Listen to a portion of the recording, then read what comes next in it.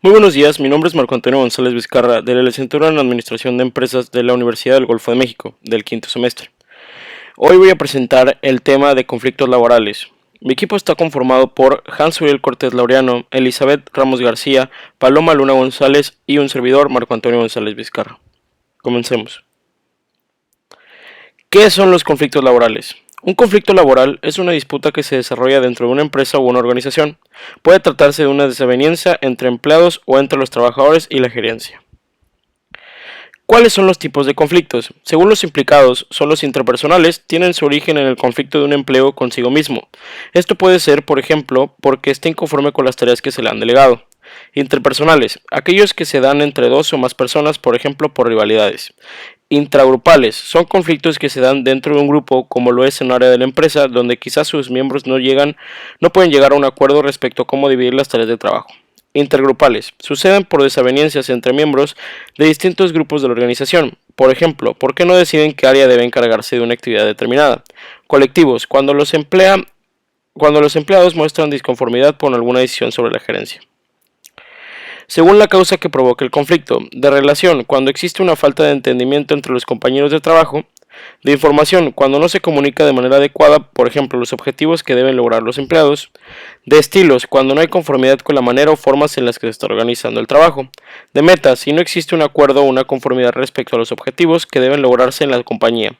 Así, puede ser algunos trabajadores sientan mucha presión, por ejemplo, por alcanzar metas consideradas muy exigentes. De roles, si no está claro el lugar de los empleados dentro de la organización, es decir, respecto a las funciones que se deben cumplir. Según sus consecuencias, sus estados funcionales son aquellos donde el tema de fondo es el interés de la organización, por ejemplo, un desacuerdo sobre cómo alcanzar un objetivo de ventas. Entonces, al solucionarse las diferencias, la compañía puede salir favorecida. Disfuncionales, solo dificultan el desarrollo de la empresa.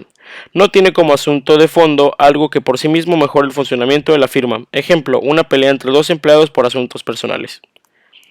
Ejemplo de conflicto laboral. Un ejemplo de conflicto laboral podría ser el que surge, por ejemplo, cuando en un departamento de la empresa ingresa un nuevo jefe. Entonces, este quizás intente implantar sus propias formas de trabajo y objetivos que difieren de aquellos a los que están acostumbrados sus subordinados.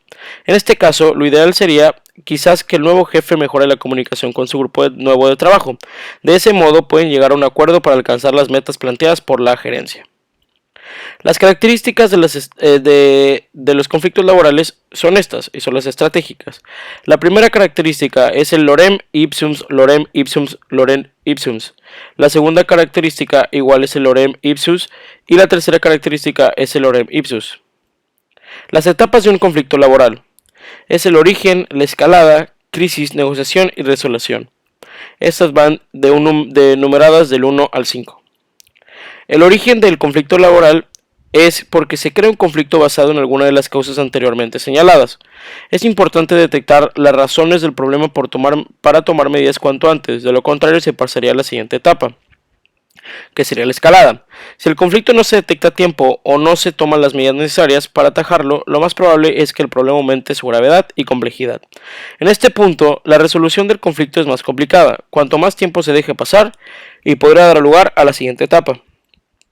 Crisis. El conflicto se ha instalado entre las partes. Se ha llegado a un punto en el que ninguno de los implicados está dispuesto a ceder. De no actuar en esta etapa, el conflicto podría perpetuarse en tiempo o quedarse sin resolver. La negociación. Se busca suavizar las posiciones de ambas partes para poder llegar a un acuerdo. Y la última, la resolución. El conflicto termina con la toma de decisión por las partes o por una parte mediadora. Esta decisión debe respetar la normativa y satisfacer por igual, en la medida de lo posible, a ambas partes. 1. No siempre se tienen que dar todas estas etapas. Por ejemplo, si el problema se ataja desde un inicio de la fase de origen, se pasará directamente a la de negociación y resolución. Es decir, las etapas de escalada y crisis solo se dan si el conflicto no se encara a tiempo y de forma adecuada. Muchísimas gracias. Este fue el tema de conflictos laborales. Y aquí están mis compañeros. Muchísimas gracias. Hasta luego.